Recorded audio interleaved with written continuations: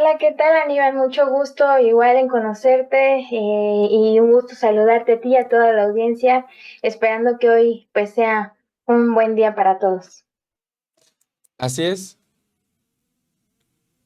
Buenos días, Adrián. Adrián. Buenos días, Muy Astrid. buenos días, Parece muy que buen- tenemos... ya te escuchamos, Adrián. ya estoy en comunicación muchos días y gusto de saludarles. Y aquí estamos, voy a cambiar nada más mi nombre en el banner, pero muy bien, adelante. Pues justo que nos comenten cómo va este tema, este asunto de los injustamente presos. Sabemos que hubo una estrategia incluso de esta administración de revisar sobre todo aquellos temas que tuvieran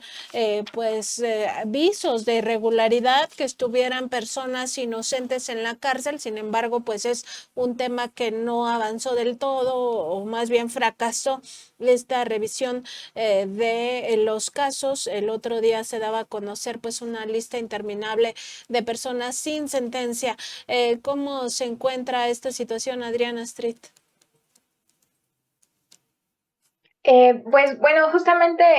eh, este programa el día de hoy está dedicado a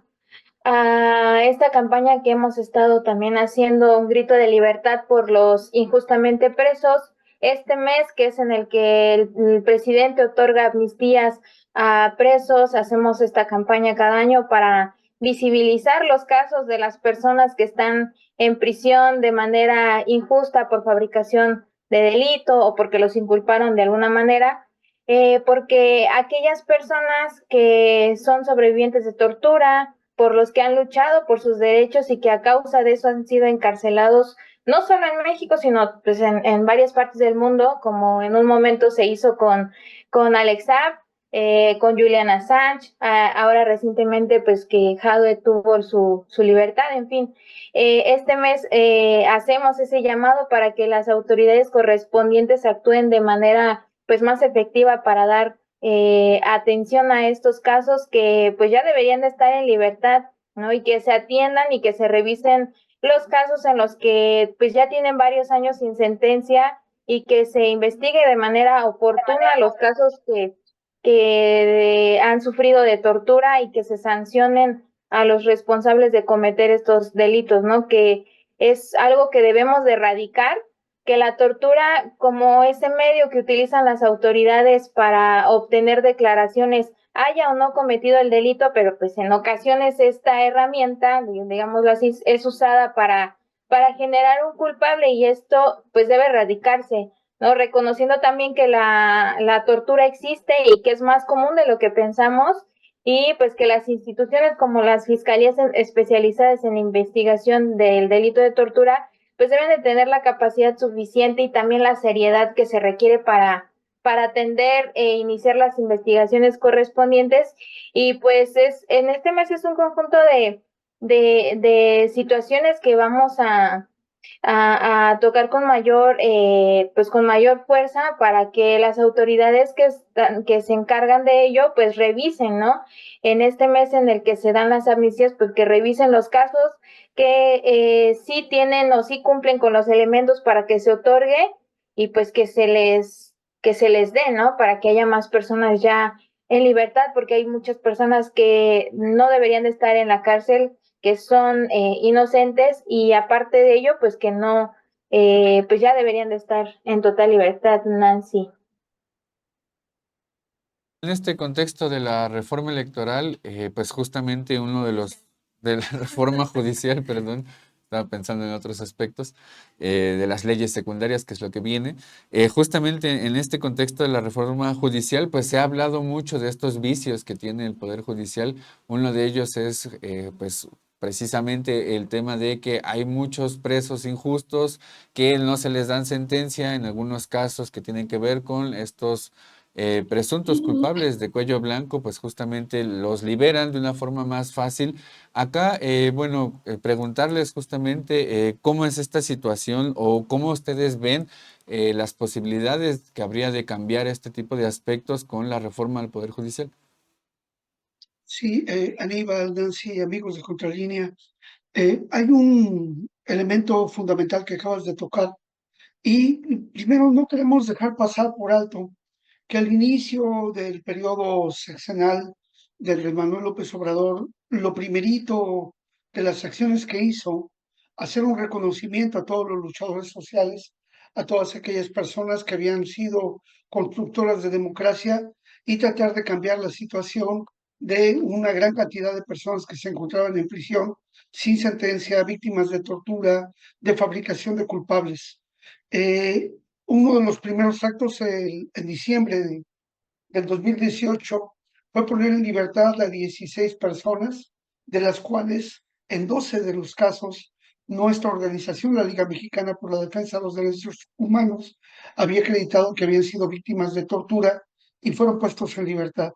Eh, Después vinieron dos decretos, que uno más se convirtió en una ley de amnistía, y con ello pretendía lograr la libertad de un amplio número de personas que se encontraban en prisión, tomando en cuenta que el sistema de justicia era eminentemente y es todavía eminentemente clasista, racista y sexista. Esas acciones que se encaminaron a través de lo que fue la Unidad para el Mejoramiento de la Justicia y las comisiones que establecieron entre la Secretaría de Gobernación y Seguridad y Protección Ciudadana, pretendieron hacer un amplio listado y ofrecer una gran cantidad de posibilidades de beneficios. Sin embargo, muchos de los presos estaban sometidos al fuero común y por lo tanto era necesario que las entidades federativas cada una hiciera lo propio al respecto. En segundo lugar, algo muy grave que sucedió es que todos los presos quedaron rehenes del enquistamiento de la ultraderecha en nuestro país dentro del Poder Judicial, y entonces ese clamor popular que solicitaba el Ejecutivo era negado por los jueces, magistrados y ministros de la Corte, lo que dificultó que una gran cantidad de personas salieran en libertad, a pesar de que ya se había acreditado la tortura, que se había acreditado los fraudes judiciales, los montajes mediáticos tan evidentes que fueron señalados por el periodo de Genaro García Luna, Cárdenas Palomino, en ese proceso de degradación neoliberal que dimos en llamar el narcoestado policíaco. Entonces, este cambio no ha sido todo lo posible, y precisamente ahora, al lograr esta gran reforma judicial, se abre la posibilidad de construir un camino para que los jueces, los magistrados y los ministros respondan realmente al poder popular, respondan a los intereses del pueblo y, más que aplicar el derecho, aplique la justicia. Hemos insistido mucho que tenemos un poder judicial que se jacta de conocer las leyes y las normas a nivel súper especializado, y cosa que no ponemos en duda, pero saben muy poco de justicia, Aníbal, Nancy, y eso es lo que reclamamos, justicia, porque quien ha hecho que la impunidad ante la tortura prevalezca son los jueces, los magistrados, los ministros y en menor medida las fiscalías, que también tienen su responsabilidad. Entonces, esa es la necesidad de cambio, esa es la lucha que se está dando ahora, y es el llamado que hacemos a que el pueblo, como garante, defienda los derechos de las personas y entienda que hay una inmensa cantidad de personas, cerca de 300,000, que están presos, de los cuales el 80% muy probablemente pudiera estar libre si realmente, en lugar de aplicar la ley y el derecho, se aplicara la justicia. Y también, Astrid, desde el punto de vista de la defensa de los derechos humanos, bueno, ustedes tienen digamos, una trayectoria en defensa, sobre todo de personas que se encuentran en prisión injustamente, que han sido sembradas las pruebas, ellos han sido sometidos a estos actos crueles, inhumanos y degradantes, incluso penados por el derecho internacional, como es la tortura y otro tipo de vejaciones. Y en ese sentido preguntar, Astrid, ¿qué tanto lastima a una persona y a su familia el hecho de ser privado de su libertad injustamente, hasta dónde llegan las consecuencias y las secuelas de esa pues de ese sistema injusto a todas luces, pero también violatorio de derechos humanos y del derecho internacional. Sí, Nancy, pues lastima mucho y como bien dicen los familiares, como nos han expresado, eh, el familiar que está dentro de prisión está viviendo una sentencia, pero ellos afuera, o está viviendo una prisión, un encarcelamiento, pero ellos afuera viven una peor. ¿Por qué? Porque ellos tienen que, pierden recursos, pierden familiares, pierden pues ya la salud, ¿no? Por tanto, estar ahí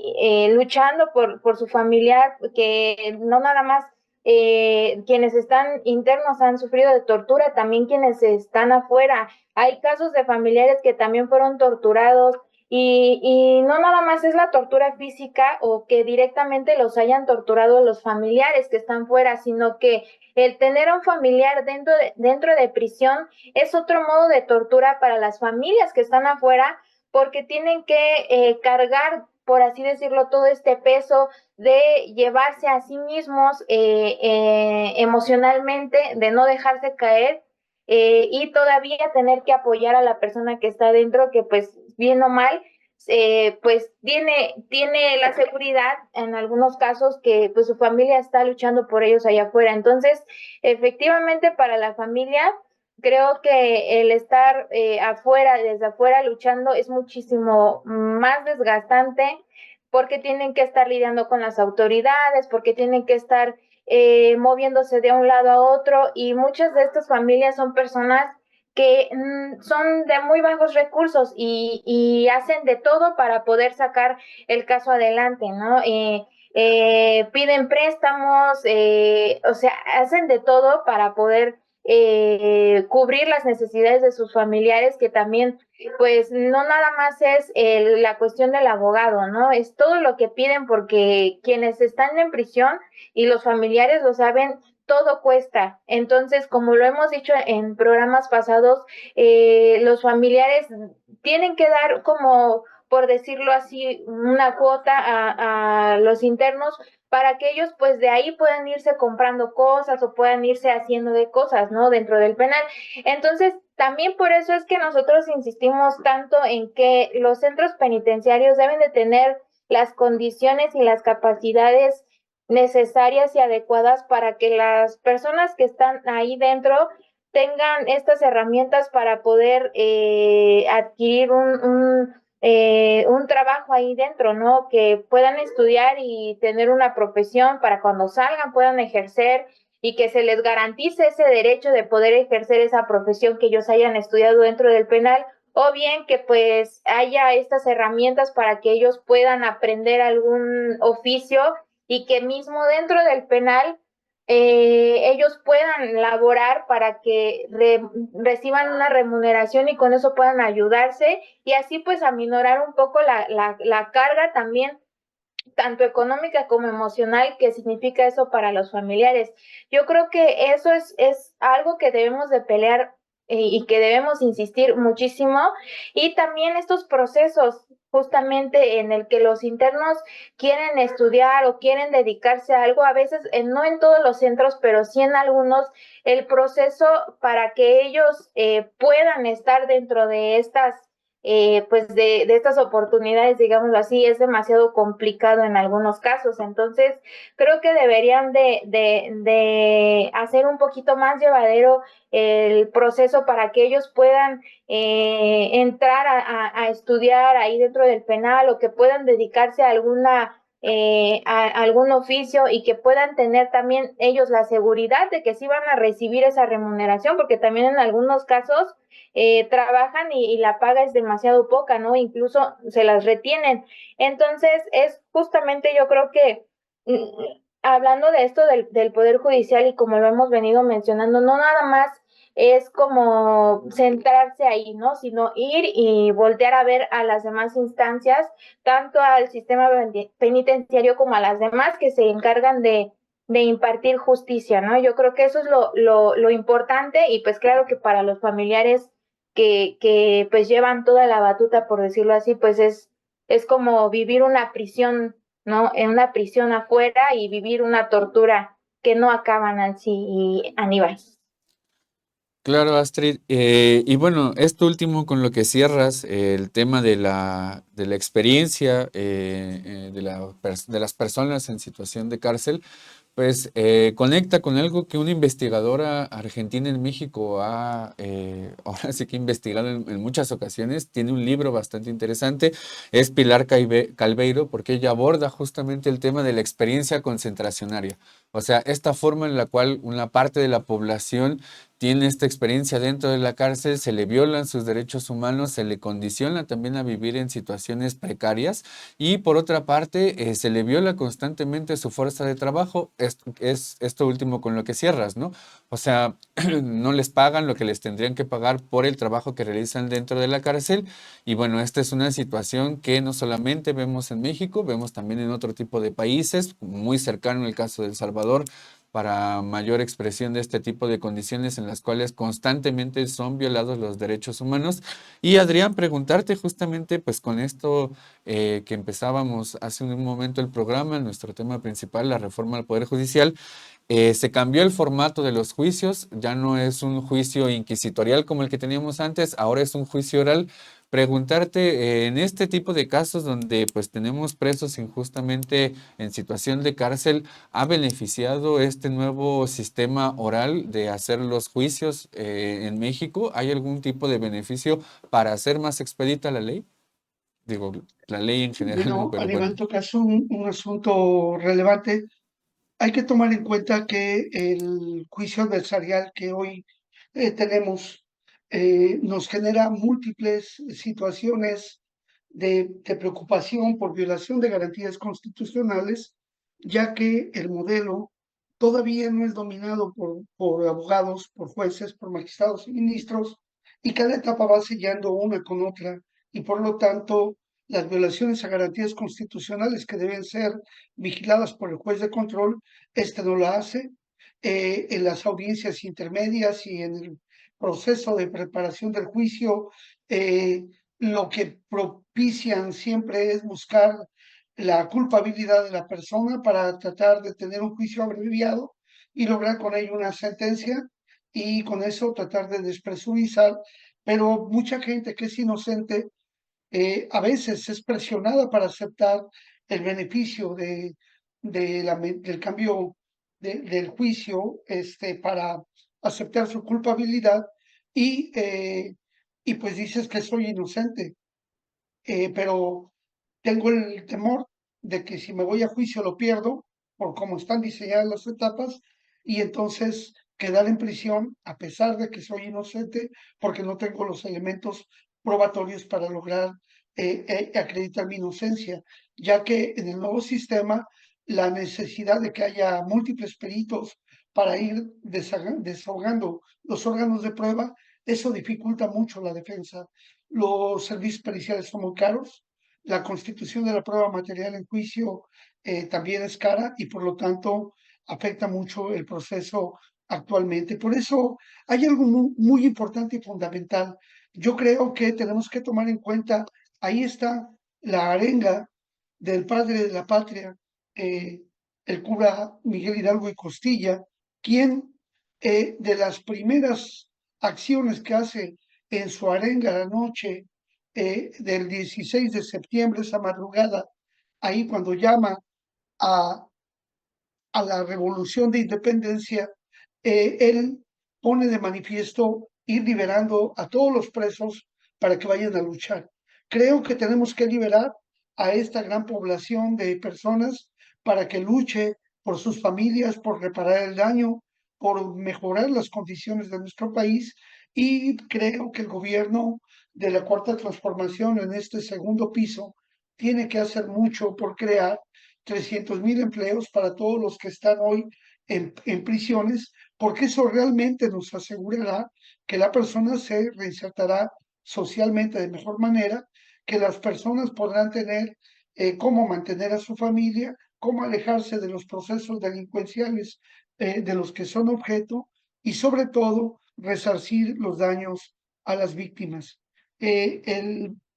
planteamiento fundamental es evitar lo que hoy llamamos el imperialismo carcelario, es decir, esta industria en torno a las prisiones que genera grandes dividendos para empresas particulares y que realmente no perdamos el dinero del erario para irlo dando al sistema penitenciario que es excluyente, que es represor y que no permite la reinserción social. Hay que recordar que los familiares no tienen por qué pagar las consecuencias de una prisión injusta y que lo que hemos visto a lo largo de todo este tiempo es esa situación grave. Así es que esperemos que el gobierno de Andrés Manuel López Obrador se despida con un número importante de libertades. Ahí hay una gran cantidad de personas que fueron tocadas por las manos de Genaro García Luna, algunos para darle libertad e impunidad ahí con esta Suprema Corte a modo que hoy beneficia a torturadores, a represores, a evasores fiscales, a verdaderos delincuentes de cuello blanco y quienes organizaron la delincuencia, y ahí está el pueblo en prisión por delitos famélicos, porque no tiene para pagar una reparación, porque no tuvo una defensa adecuada, porque está alejado de su centro de apoyo familiar. Creo que es muy importante que entendamos que el concepto de la prisión debe cambiar y que como sociedad entendamos de una vez por todas que no es la prisión la que nos ayuda a disuadir de las conductas antisociales, sino que los procesos de exclusión y sobre todo el darles poder a quienes abusan del pueblo y de las encomiendas para saquear las arcas, para hacer grandes negocios, para beneficiarse. Así es que estamos en un buen momento y en este grito de independencia donde reclamamos que Estados Unidos nos vea como una nación libre, soberana, que los gobiernos dictatoriales de la Europa, que todavía incluso son monarquías, entiendan que la democracia es necesaria y que también requerimos jueces para la democracia. Ese es el llamado que hoy hacemos e invitamos a las personas a que vayan al Zócalo capitalino este 15 de septiembre para conmemorar la gesta heroica del pueblo que buscó el proceso de libertad e independencia, pero también se pronuncien por la libertad de todas las personas injustamente presas. Muchas gracias, Nancy. Muchas gracias, Aníbal, y toda la teleaudiencia de Contralínea. Gracias, Adrián. Gracias, Astrid. Y les deseamos, pues sí, también que pasen una feliz tarde, unas felices fiestas patrias. Es un momento también histórico. Se despide el presidente López Obrador ya de su pueblo. Es el último grito que va a dar. Y bueno, pues como dices, Adrián, pues ahí está también este otro espacio para exigir la libertad de los injustamente presos. Y como siempre, les agradecemos. Como siempre, es un gusto conversar con ustedes y pues gracias y nos encontramos el próximo viernes. Gracias, Nancy, Aníbal. Hasta la próxima y también recordemos la gesta heroica de los jóvenes allá en el castillo de Chapultepec enfrentando al imperio.